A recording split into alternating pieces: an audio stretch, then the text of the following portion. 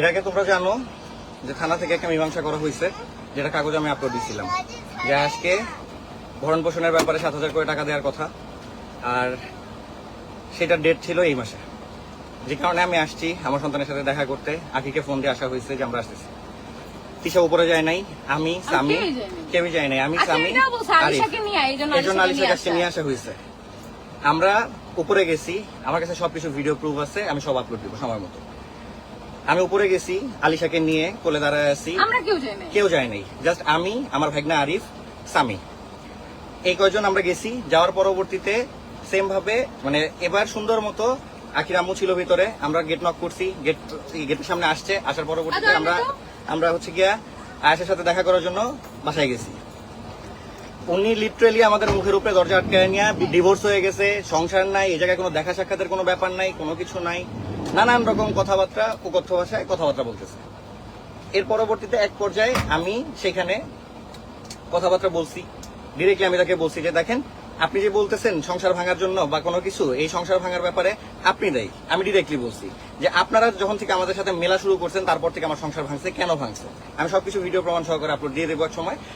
আমার কথা হচ্ছে, আমি এখানে গেছি, সে আমার শার্ট নিয়ে টানা হেঁচড়া করে আমার শার্ট মাঠ খুলে টুলে যে অবস্থা বানাইছে, এইরকম সিনক্রেট করার কোনো মানে হয় না। যে কারণে আমার রাগ উঠছে। ওখানে ভাই সবাই ছিল পাশে মিরপুরে, ওর বাসার আশেপাশে সবাই ভিডিও করতে, সবাই আপলোড দিবে ওনারা কি করছে। আর যেখানে আমরা সবাই ঘুরতে গেছিলাম সেখানেও বলছে যেহেতু আমরা মিরপুর আসছি আয়েশার সাথে দেখা করে যাই। এখানে আমরা সবাই আসছি, আমরা এখানে রাজা মৌসুমী আছে, এখানে হচ্ছে 203 আছে, তারপরে আরো 203 জামাই আছে, আমরা ঘুরতে গেছি। ওরা বলছে ঠিক আছে তাহলে আয়েশার সাথে দেখা করুক, আমরা গাড়িতে নিচে বসা ছিলাম, ওরা 4 জন জাস্ট উপরে গেছে। আমি বলছি যেহেতু আখি আলিশাকে দেখতে চাইছে, আজকে আমাকে বলছে তুমি আলিশাকে নিয়ে যাও সাথে করে। আর আখি সেখানে, হ্যাঁ আখিকে বলে আসা হয়েছে, সবাই দেখছে সেটা। আখির সাথে আমি কথা বলছি, হ্যাঁ আখি বলছে হ্যাঁ আয় হচ্ছে আলিশাকে নিয়ে আয়, সেটাও বলছে।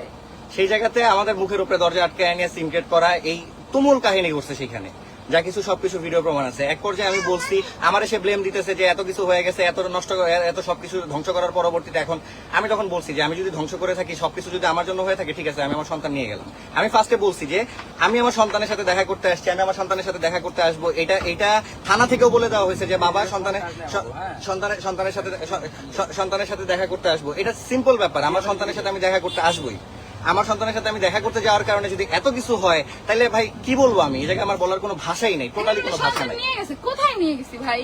আমি রাগ করে আমি যেটা সত্য, আমি রাগ করে আখির আম্মুকে আমি বলছি যে হচ্ছে কি আমি যদি সবকিছু নষ্টই করে থাকি তাহলে আমি আমার সন্তান নিয়ে গেলাম, আপনি যা করবেন করেন। এই কথা বলে আমি আজকে নিচে পর্যন্ত নিয়ে আসি। নিচে আসার পরবর্তীতে সুন্দর মতো ঈশা আদার্স মানুষ সবাই যখন হচ্ছে গিয়ে বলছে, আমার মাথা রাগ উঠে গেছে, আমি রাগের মাথায় করছি, যেটা সত্য কথা। আমি রাগের